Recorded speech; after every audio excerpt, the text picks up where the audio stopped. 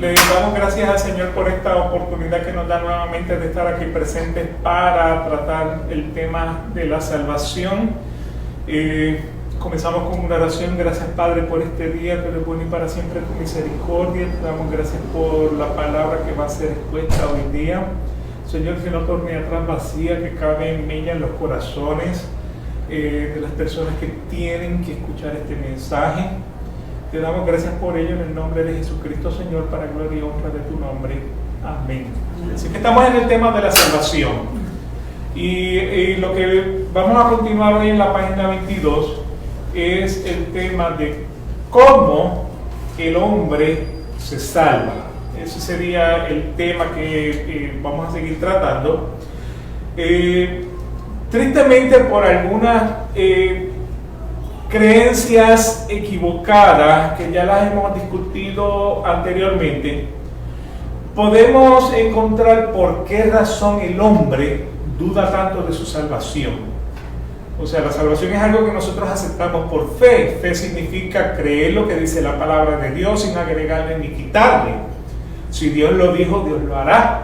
Así que el tema es cómo el hombre se salva. La gente duda de la salvación y la razón es porque venimos de trasfondos diferentes, de diferentes iglesias, diferentes doctrinas, y muchas de estas, pues, o sea, a lo que se han enfocado es que el hombre tiene que obrar, el hombre tiene que contribuir y trabajar para mantener su salvación.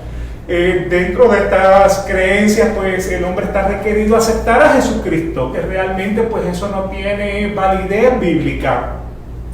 Cristo es el que recibe al hombre y le da la salvación. El hombre tiene que mostrar su santidad en ayuno y en oración. El hombre tiene que dejar de pecar. El hombre tiene que bautizarse. El hombre tiene que hablar en lenguas y predicar el evangelio de puerta en puerta. O sea, todos estos lo hemos visto a través de estas religiones.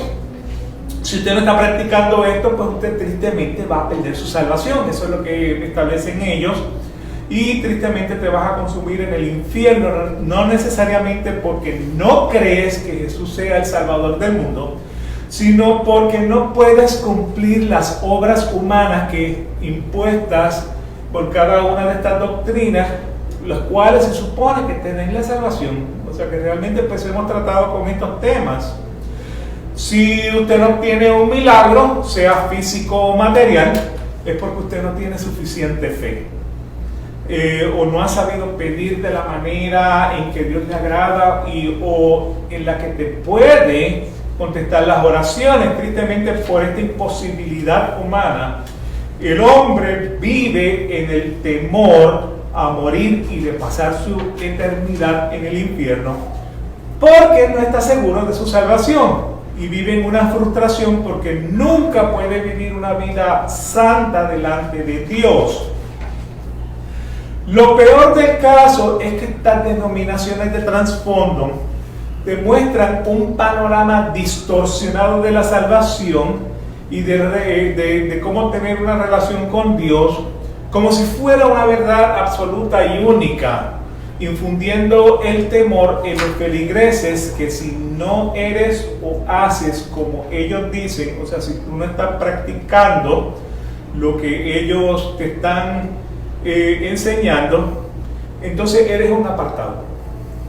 O sea, tú no eres de esa religión. Y tristemente vas a morir como un perdido sin salvación. Eso es lo que prácticamente te enseñan en estas religiones. El problema con estos sectarismos es que sus creencias están basadas en tradiciones que han pasado de una generación a otra generación y que nadie las cuestiona con verdades bíblicas. Si las cuestionan, pues estás expuesto a que te separes de la iglesia, a que te excomulguen, a que tengas que romper tus relaciones con tu familia porque nuevamente no crees y piensas como ellos piensan. Por otro lado, los maestros de hoy día no están preparados ni teológicamente ni pedagógicamente para enseñar las verdades bíblicas. Estos promueven sus creencias de la institución detrás de la falacia con la excusa de lo muy apologéticos que son, muy hermenéuticos que son y muy bíblicos centrados que son, pero lo que enseñan es tradición, no enseñan lo que dice la Biblia. Eso esté bien o esté mal, eso es lo que enseñan. Prefieren vivir en un engaño y de mantener entonces un pueblo completamente engañado. Y peor del caso, hay muchos de ellos que van a los seminarios solamente para terminar con el título, y en el momento que tienen el título de ese seminario, salen y van y crean su propia doctrina. O sea, falsos maestros tenemos dentro de toda la iglesia. O sea, vienen a introducir las nuevas ideas. O sea, ¿qué es lo que están promoviendo últimamente? Ya la Biblia está obsoleta. O sea, tú no puedes aplicar los conceptos, el tipo de vida de hace 2000 años a nuestra era, porque en aquel tiempo no había internet. Entonces, pues, prácticamente eso es lo que están enseñando últimamente, que la Biblia ya no tiene mucha validez porque está obsoleta, no se ajusta al tiempo de hoy día. Cuando que Cristo dijo, ni una jota ni una tilde serán agregadas a esta palabra hasta que todo sea cumplido.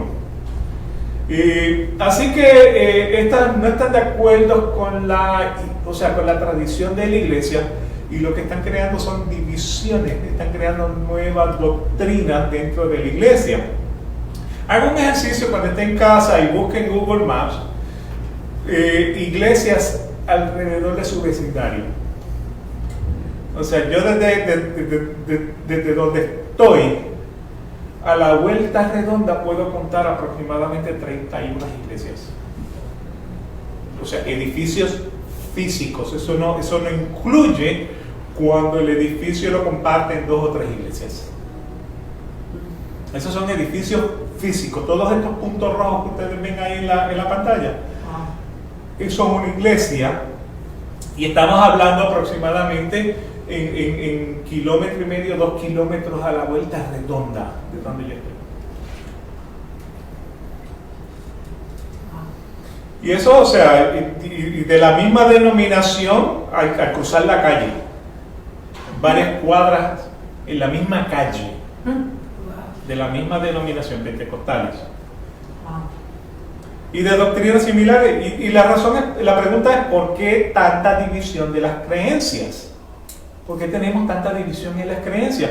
Bueno, podemos encontrar una luz de eso en Efesios capítulo 6, versículo 12, donde dice: porque no tenemos lucha contra sangre y carne, sino contra principados, contra potestades, contra señores del mundo, gobernadores de estas tinieblas, contra malicias espirituales en los aires.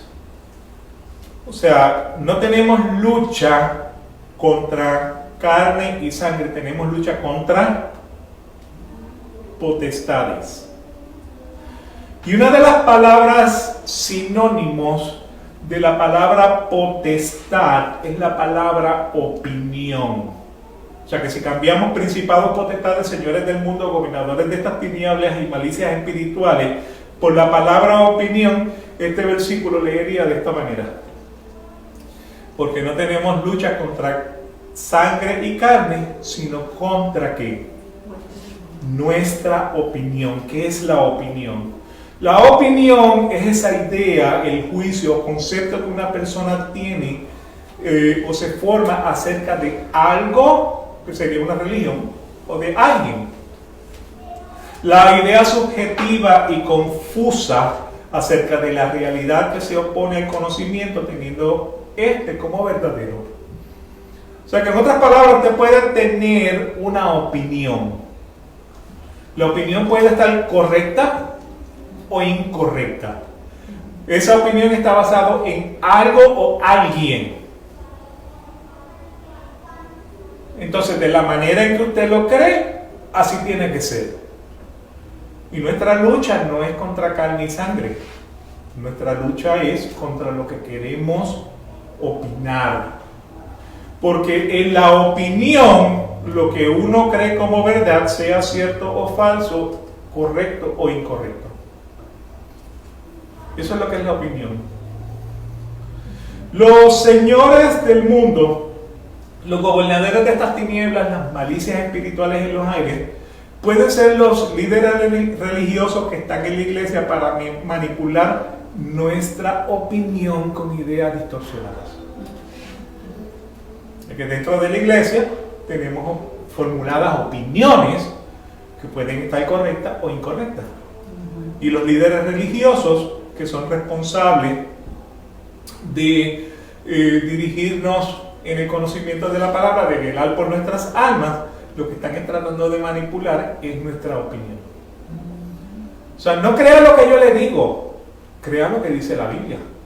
O sea, yo soy hombre como todos, yo tengo mis errores.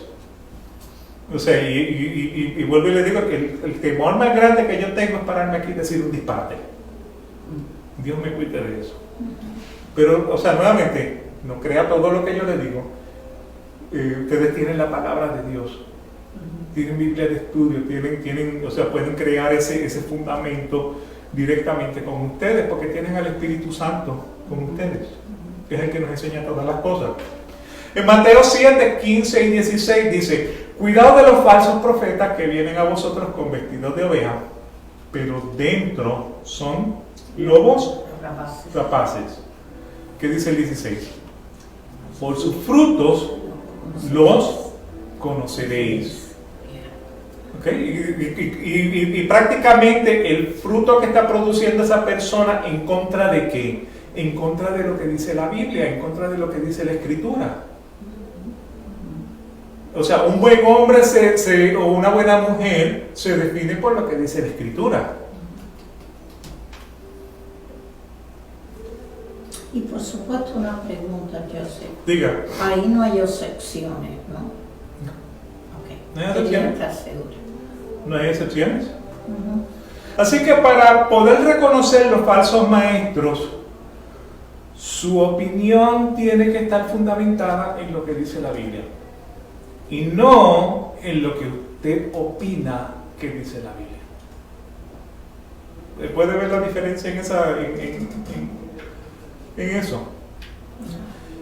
Los señores del mundo, los gobernadores de estas tinieblas, las malicias espirituales en los aires, también pueden ser los líderes de gobierno, pueden ser los medios noticiosos, los expertos de campo, la evidencia científica. O sea, no sé si ustedes han visto en los noticieros, cuando traen un experto ex general que había estado allí, que conocía el territorio, que había visto todo eso. Nuevamente es una opinión. Lo que está expresando puede estar correcta o puede estar incorrecta. Hay personas que tristemente por causa del sensacionalismo en los medios noticiosos no salen de casa. Tienen miedo de salir de la casa porque les va a caer un cohete en la cabeza. Porque normalmente trabajan, entonces le manipulan la opinión. Tristemente, muy pocos definen la salvación como un rescate de la ira divina de Dios. Ni que la salvación se ofrece por gracia, o sea que es gratuita. Que no hay obra de hombre alguna envuelta. Y que cuando el hombre se salva, no deja de ser pecador, pero tampoco su salvación se puede perder. La razón por la cual es porque Dios salva al hombre para su gloria. Si Dios le quita la salvación al hombre, ¿qué pasa con la gloria de Dios? Le dio la salvación para su gloria y ahora se la quita. No tiene sentido. O sea, vamos al ejemplo. Vamos al ejemplo nuevamente del barquito. ¿Se acuerdan? El hombre que aparece en el océano, que ve en un barquito, que se cae en el mar, que está chapaleteando toda su vida, y de momento, pues, o sea, viene pasando el barco salvavidas. O sea, el capitán es el que tiene misericordia de que está el que está en el agua. Y tan pronto el capitán lo saca del agua y lo mete acá, no lo va a empujar. Exacto.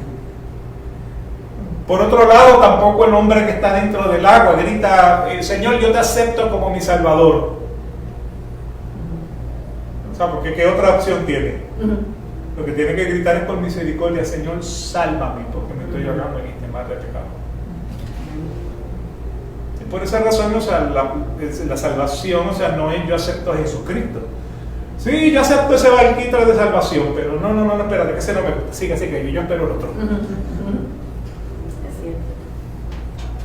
¿Me explico en eso? Entonces, las iglesias y las sectas más poderosas del mundo nos están enseñando lo contrario, que la salvación se pierde.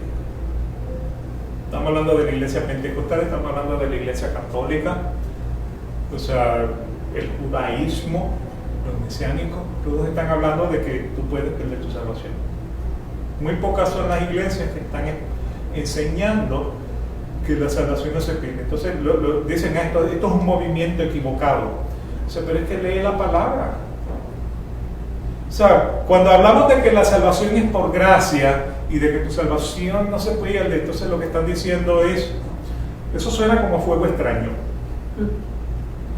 ¿Por qué razón? Porque la tradición te enseñó diferente.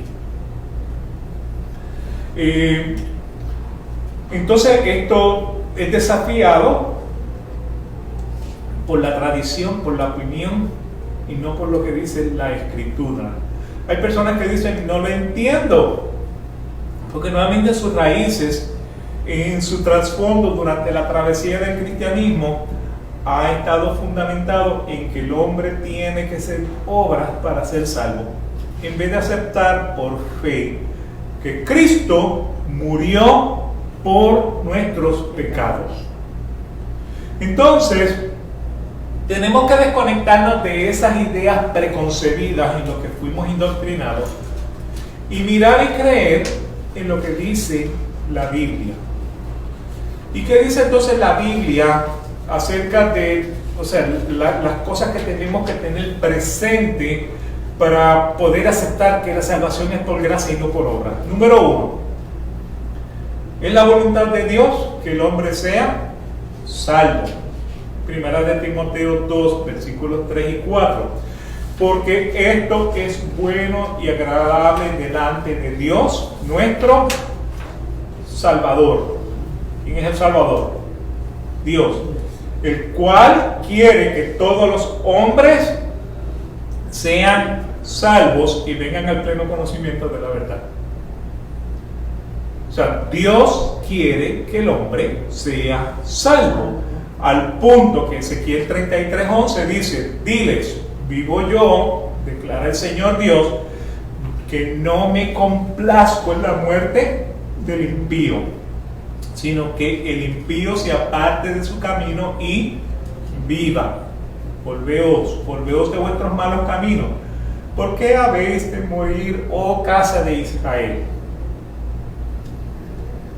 Así que la voluntad de Dios es que todo hombre sea salvo. Dios no se complace cuando muere un impío que no quiere creer. Ahora, usted tiene el libre albedrío, ¿no? Y eso Dios se lo respeta. Pero muy claramente dice la palabra, Dios no se complace en la muerte del impío. Dios quiere que todo hombre sea salvo. Segundo, hay que creer en las promesas de la Escritura. Número 23:19. Dios no es hombre para que mienta, ni hijo de hombre para que se arrepienta. Lo ha dicho Él y no lo hará. Ha hablado y no lo cumplirá. O sea, Dios no es hombre. Dios quiere que tú seas salvo. Él no te está mintiendo. Él te está diciendo exactamente en sus palabras cómo va a lograr esa salvación. Por lo tanto, eso es parte de esas promesas de la Escritura. Número 23:19. Bueno, ese es el que acabamos de ver. Y la pregunta es: ¿a qué Dios servimos? ¿Servimos a un Dios que promete? ¿Servimos a un Dios que cumple? ¿Qué nos prometió Dios? Dios nos prometió un nuevo pacto. En Jeremías 31, versículos 31 al 34. He aquí vienen días, declara el Señor, en que haré con la casa de Israel y con la casa de Judá un nuevo pacto. No como el pacto que hice con los padres, porque el pacto que hizo con los padres era la ley. ¿Y qué pasó con el pacto que hice con los padres el día que lo tomé de la mano para sacarlas de la tierra de Egipto? Mi pacto que ellos rompieron, aunque fui esposo para ellos, aunque fui fiel para ellos, declara el Señor. Entonces mire de qué se compone ese nuevo pacto. Porque este es el pacto que haré con la casa de Israel después de aquellos días, declara el Señor. Pondré mi ley dentro de ellos, y sobre sus corazones la escribiré, y yo seré su Dios, y ellos serán mi pueblo. Y no tendrán que enseñar más cada uno a su prójimo, y cada cual a su hermano, diciendo: conoce al Señor, porque todos me conocerán, desde el más pequeño de ellos hasta el más grande, declara el Señor, pues perdonaré su maldad y no me recordaré más de su pecado. O sea, en resumen de lo que estamos viendo aquí en Jeremías, dice: yo pondré mi ley en la mente, la escribiré en el corazón. Yo seré su Dios, ellos serán mi pueblo. Yo les perdonaré su iniquidad y nunca más me acordaré de su pecado.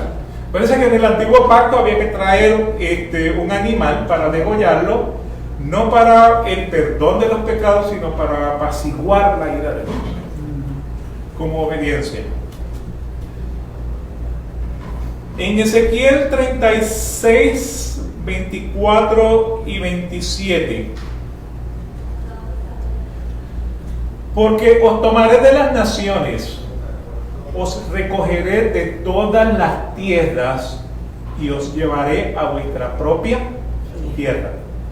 Entonces os rociaré con agua limpia y quedaréis limpios de todas vuestras inmundicias, de todos vuestros ídolos, os limpiaré. Además, versículo 26, os daré un corazón nuevo y pondré un espíritu nuevo dentro de vosotros, quitaré de vuestra carne el corazón de piedra y os daré un corazón de carne. Pondré dentro de vosotros mi espíritu y haré que andéis en mis estatutos y que cumpláis cuidadosamente mis ordenanzas. O sea, ¿qué está diciendo Ezequiel y Jeremías? Dios está hablando. Ese es el yo. O sea, cuando digo yo os tomaré de las naciones, Dios os tomará de las naciones. Así que yo os tomaré de las naciones. Yo, Dios, os recogeré de todas las escrituras. Yo, Dios, os traeré. ¿Quieres ponerlo? Ya voy a mitad. Ok, pero vamos. Yo os traeré a vuestro país. Yo os esparciré agua limpia y seréis limpiados de inmundicia e ídolos. Yo os limpiaré. Yo os daré un corazón nuevo.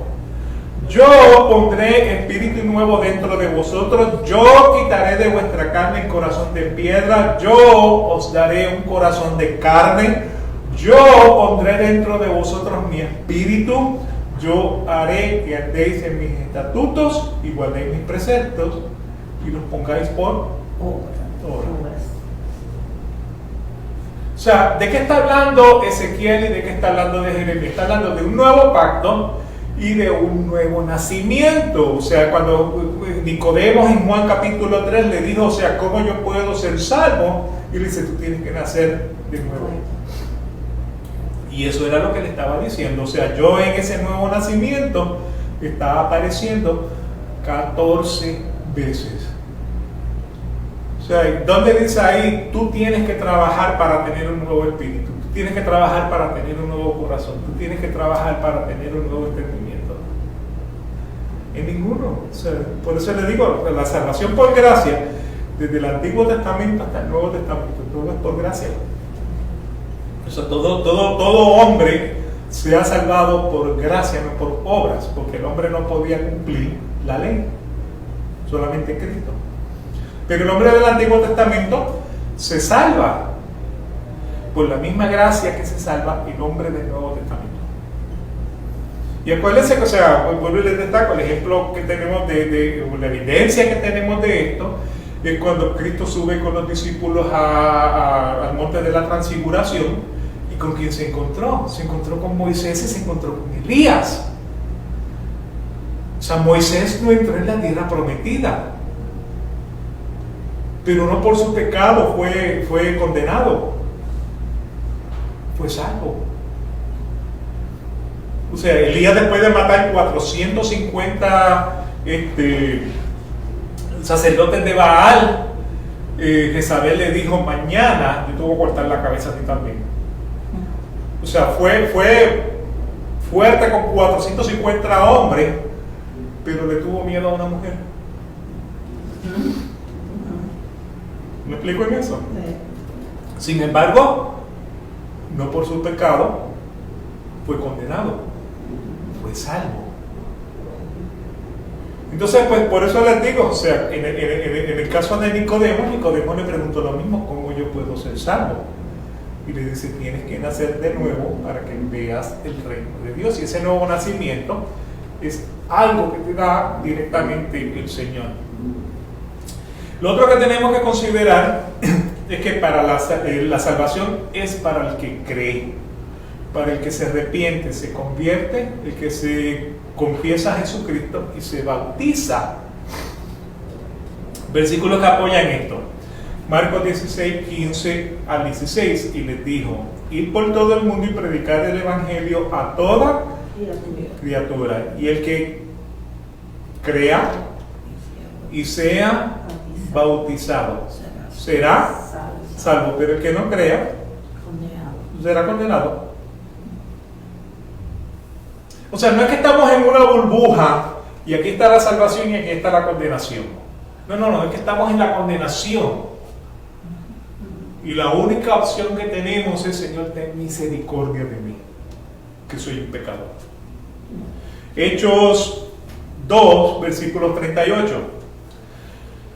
Y Pedro le dijo: arrepentíos y sed bautizados cada uno de vosotros en el nombre de Jesucristo para perdón de vuestros pecados, y recibiréis el don del Espíritu Santo. En Hechos 3:19 vemos: por tanto, arrepentíos y convertíos para que vuestros pecados sean borrados, a fin de que tiempos de refrigerio vengan de la presencia del Señor. Romanos 10, versículos 9 y 10. Que si confiesas con tu boca a Jesús por Señor y crees en tu corazón que Dios lo resucitó de entre los muertos, serás salvo. Porque con el corazón se cree para la justicia y con la boca se confiesa para la salvación. Así que la salvación es para el que cree, para el que se arrepiente, para el que se convierte, para el que confiesa a Jesucristo y el que se bautiza. 5. Dios es el que da el regalo de la salvación para el que cree en la evidencia bíblica sin obra ni mérito de hombre.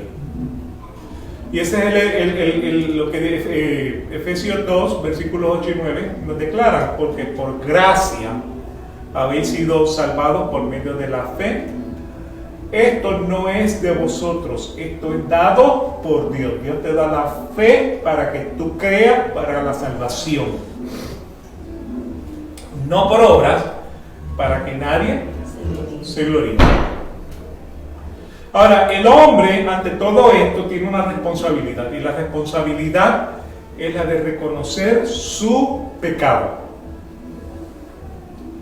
El hombre tiene que reconocer el pecado. En Eclesiastés 7:20, ciertamente no hay hombre justo en la tierra que haga bien y nunca peque. Porque hay religiones que están, promoviendo el hecho de que usted puede llegar a no pecar. Bueno, si usted puede tener la habilidad para no pecar, entonces el sacrificio de Jesucristo en la cruz del Calvario fue en vano. Así que nuevamente, todo hombre peca. Miren lo que dice Romanos 3:20. Porque las obras de la ley, ningún hombre o ningún ser humano será justificado delante de él. O sea, por las obras de la ley, ningún hombre se encuentra sin pecado delante de Dios. Pues por medio de la ley viene el conocimiento del pecado. O sea, el propósito de la ley es destacarme cuán pecador yo soy y cuánta necesidad yo tengo de un Salvador. Eso es lo que significa la ley. Lucas 18, 9 al 14. Refirió también esta parábola a unos que confiaban en sí mismos como justos y que despreciaban a los demás. O sea, ¿cuál es el trasfondo de esta parábola? Lo que está hablando es de lo que estábamos viendo en el versículo anterior. Hombres que creen que por la ley, el cumplimiento de la ley, pueden ser salvos. Entonces, estos confiaban en sí mismos como seres justos y se creen que porque son más espirituales, son más justos, tienen más obra, los otros son menos. ¿Okay? Ese es el trasfondo de la parábola. Entonces la parábola va de la siguiente manera. Dos hombres subieron al templo a orar. Uno era fariseo y el otro era recaudador de impuestos. El recaudador de impuestos era un judío que trabajaba para el gobierno de Roma. Y la razón por la cual eran despreciados era por el hecho de que ellos cobraban para el gobierno de Roma y cobraban por el otro lado para su bolsillo. O sea, que realmente eran policías corruptos. O sea, un gobierno corrupto. Okay, así que tenemos ahora dos hombres que están en el templo orando. Uno era fariseo y el otro era recaudador de impuestos. Y el fariseo, puesto en pie, oraba para sí de esta manera. Okay, ahora el fariseo, que por sus obras es más espiritual. Dios, te doy gracias porque no soy como los demás hombres que son estafadores, injustos, adúlteros, ni como este recaudador de impuestos. Yo ayuno 2 veces por semana, doy diezmos de todo lo que gano, pero el recaudador de impuestos, versículo 13, de pie y a cierta distancia, no quería ni siquiera alzar los ojos al cielo, sino que se golpeaba el pecho. Cuando dice se golpeaba el pecho es por el dolor que siente en su corazón, diciendo: Dios, ten piedad de mí, soy un pecador. Hay unas versiones que dicen: sé propicio de mí, que soy pecador. Ten misericordia de mí, ten piedad de mí, porque yo reconozco que soy un pecador. ¿No fue eso mismo lo que dijo uno de los ladrones en la cruz del Calvario? ¿Y qué le dijo el Señor? De cierto te digo que hoy estarás conmigo en el paraíso. ¿Okay? Así que nuevamente no quería alzar los ojos al cielo, se golpeaba el pecho diciendo: Dios, ten piedad de mí. Versículo 14. Os digo que ¿quién el recaudador de impuestos? Os digo que el recaudador de impuestos descendió a su casa justificado. ¿Qué significa justificado? Justificado significa no dejas de ser pecador, pero el Señor no ve pecado en ti. Pero no dejas de ser, o sea que cuando te mira a través del filtro de Jesucristo, dice: no veo un pecador porque lo estoy mirando a través de Jesucristo. Por eso eso es lo que significa justificado. Descendió a su casa justificado, o sea, pecador sin pecado, pero porque nuevamente por la gracia, no por la obra, por la gracia. Porque todo aquel que se ensalza será humillado, pero el que se humilla será ensalzado. Por esa razón Jesucristo se humilló a lo sumo y ha sido exaltado a lo sumo. ¿Ok? Así que el hombre es responsable de reconocer su pecado. Cuando reconoce su pecado, el Señor tiene misericordia de un hombre que se humilla. Número 7. Tenemos que reconocer de que somos salvados por medio de la fe. Esto quiere decir que por los versículos expuestos anteriormente estamos completamente convencidos de que el que le da la salvación a un hombre y a una mujer es Dios. Esta salvación no es algo que nos merecemos, pero que el Señor nos da cuando reconocemos nuestro pecado. Entonces la pregunta que continúa es la siguiente: ¿hay certeza en la salvación? ¿Hay manera que yo pueda saber que soy salvo? Y la respuesta es sí. Hay certeza en la salvación. Podemos a través de la Biblia encontrar muchos versículos que nos dan la evidencia de esa salvación. O sea, el fundamento de nuestra teología, lo que creemos por lo que se escribe en la Biblia, nos declara que nuestra salvación está segura. O sea, no puede dudar de su salvación, porque su salvación está segura. No he dejado de ser pecador. ¿Bien? Déjenme darle algunos evidencia de esto, comenzando con la certeza de la salvación. Se produce internamente en el hombre cuando cree en la palabra de Dios, cuando no hay desviación en la doctrina y cuando nosotros estamos afirmando al Cristo del Evangelio y estamos afirmando el Evangelio de Cristo. En los versículos anteriores hemos visto que Dios es quien da la salvación a un hombre que no se la merece cuando éste reconoce su pecado, se convierte, confiesa a Jesús y se bautiza. Y en el momento que Dios le da la salvación al hombre, la certeza interna de nuestra salvación está de hecho seguro y se revela por los siguientes versículos. Comenzando con Juan 6, 37 al 40. Miren lo que Cristo le dijo a los discípulos: todo lo que el Padre me da vendrá a mí, y el que viene a mí de ninguna manera lo echaré fuera. O sea, somos dirigidos a Jesucristo por medio del Padre, por medio del Espíritu Santo. Porque he descendido del cielo no para hacer mi voluntad, sino para hacer la voluntad del que me envió. Y esta es la voluntad del que me envió. Presta atención: que de todo lo que Él me ha dado, yo no pierda nada, sino que lo resucite en el día final. ¿Está nuestra salvación segura?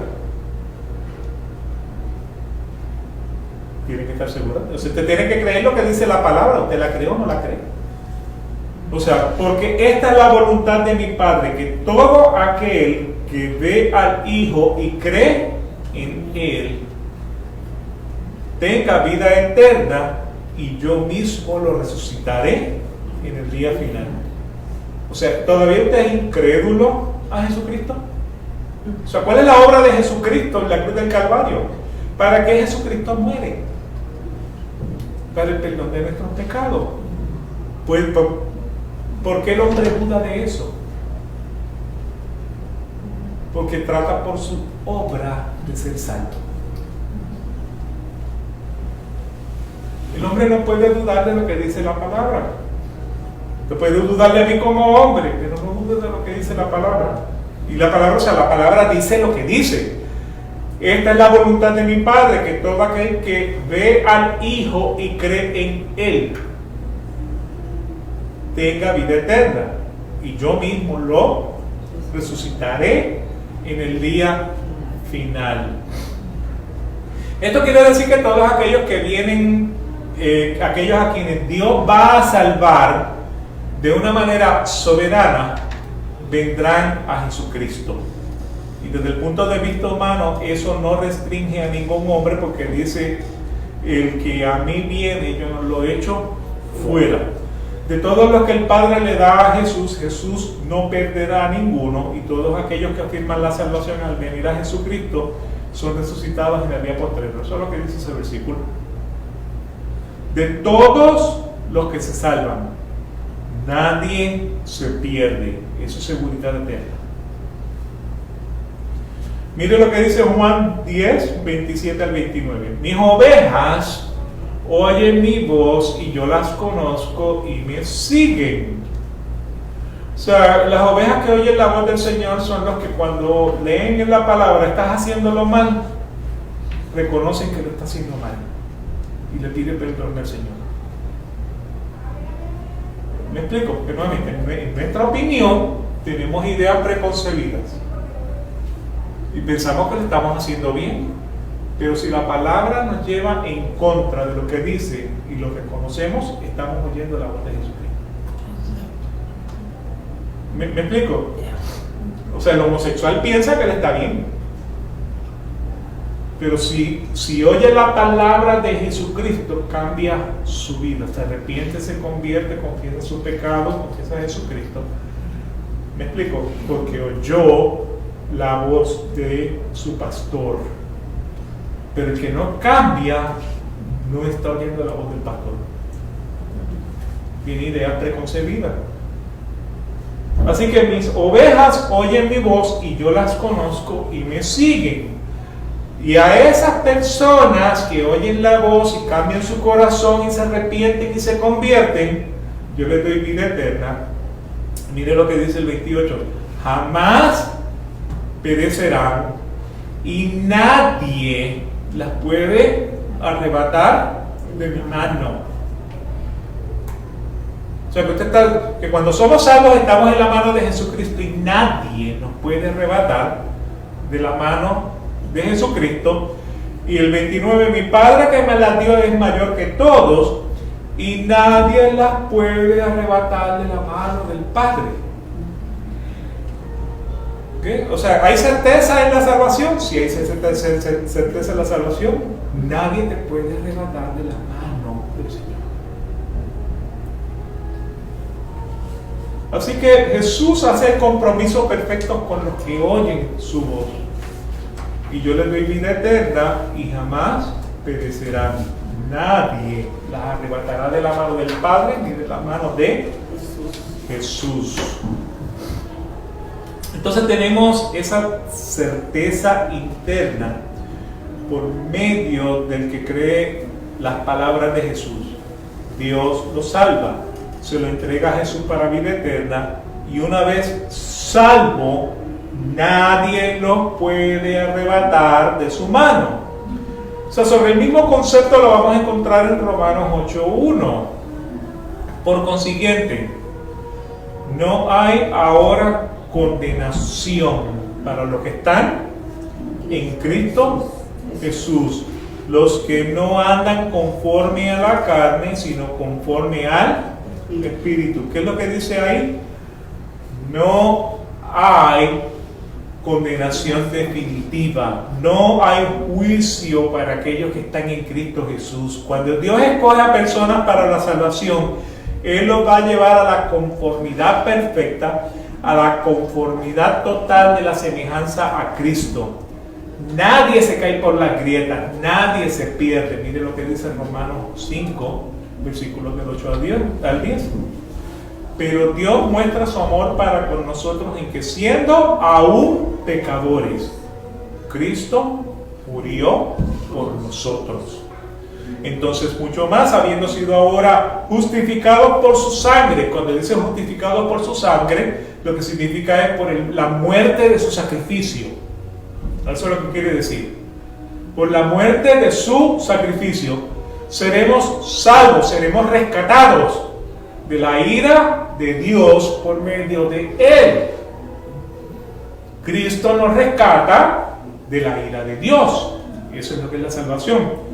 Porque si cuando éramos enemigos fuimos reconciliados con Dios por la muerte de su Hijo, mucho más, habiendo sido reconciliados, seremos salvos por su vida. O sea, Dios dio a su Hijo para que nos diera la salvación. Si hemos sido salvos por su muerte, mucho más seremos salvos por su vida. Romanos 8, 35, 38 y 39. Cuando recibimos la salvación, mire cómo lo expone ahora Romanos 8. ¿Quién nos separa del amor de Cristo? O sea, usted es salvo. ¿Quién te puede separar del amor de Cristo? Puede ser la tribulación, puede ser la angustia, puede ser la persecución, el hambre, la desnudez, el peligro, la espada. Versículo 38. Porque estoy convencido de que ni aun la muerte, ni la vida, ni ángeles, ni principados, ni lo presente, ni lo porvenir, ni los poderes, ni lo alto, ni lo profundo, ni ninguna otra cosa creada nos podrá separar del amor de Dios que es en Cristo Jesús nuestro Señor. O sea, ¿qué es lo que está diciendo el versículo? Cuando tú eres salvo, ¿quién nos puede separar del amor de Cristo? Nada. Estamos en la mano del Señor. ¿Quién te puede arrebatar de la mano del Señor? Nadie. O sea, esa es la certeza de la salvación. Cuando oímos la voz del Señor, creemos, nos arrepentimos, lo confesamos, nos convertimos, nos bautizamos. Pero que ustedes vean que el panorama de la salvación es certeza segura. Así que la Escritura nos da esa certeza interna de que somos salvos y estamos seguros de la salvación por el propósito divino, el propósito eterno, la soberanía de Dios y la intercesión fiel continua de nuestro sumo sacerdote, el Señor Jesucristo. Dios nos salva, Cristo nos mantiene, y estas son dos cosas que van en armonía perfecta. Ahora, más o menos para ir concluyendo la clase de hoy, ¿qué pasa cuando pecamos? ¿Bien? Somos salvos, no dejamos de ser pecadores. ¿Qué pasa cuando pecamos? Bueno, primera de Juan 2:1. Hijitos míos, os escribo estas cosas para que no pequéis. Y si alguno peca, no es si alguno, es que alguno va a pecar. Abogado tenemos para con el Padre, a Jesucristo el justo. ¿Qué tenemos? Abogado tenemos a Jesucristo el justo. Él es nuestro intercesor. Y Él le dice al Padre: no puedes acusar a este creyente de este pecado. No puedes acusar a este hijo de este pecado, porque yo pagué en totalidad por ese pecado. ¿Me explico en eso? O sea, que ¿cuál es el propósito de Jesucristo como abogado delante del Padre? Yo morí por él o por ella. Entonces tenemos certeza en la salvación. La Escritura, hay cantidad de versículos que pueden reafirmar específicamente eso, que hay certeza en la salvación.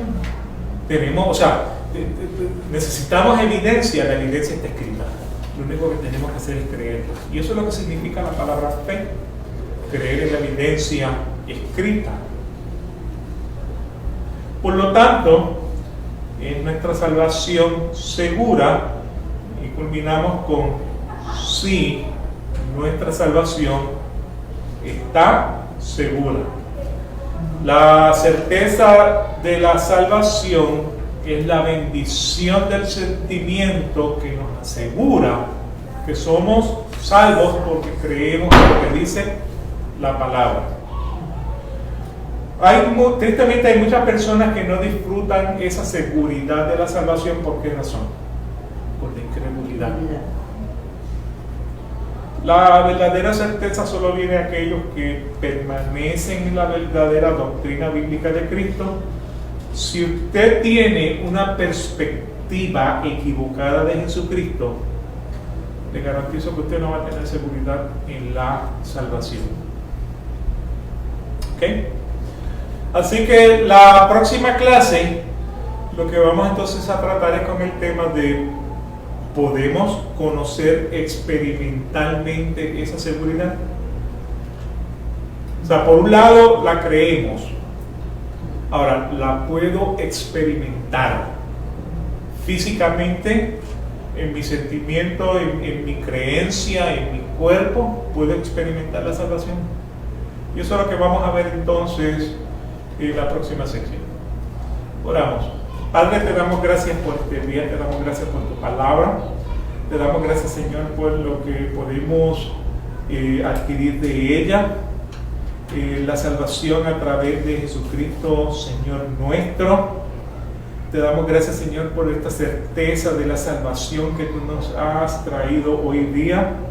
Esperamos, Señor, y oramos, Señor, por esas personas que están siendo engañadas por falsos maestros que le exponen que la salvación es por obra cuando la salvación tú no las has dado gratuitamente. Te pedimos que ponga luz en su camino, Señor, entendimiento en sus corazones, que les enseñe, Señor, las verdades de tu palabra a través de tu Espíritu, que puedan conocerte como el único Dios verdadero, el Dios que murió en la cruz del Calvario, para gloria, honra de tu nombre. Te damos gracias. Amén. Gracias por este día. Dios salve a su pueblo y Dios mediante nos veremos entonces en el culto. Que Dios le bendiga. Amén. Gracias. Muchas gracias.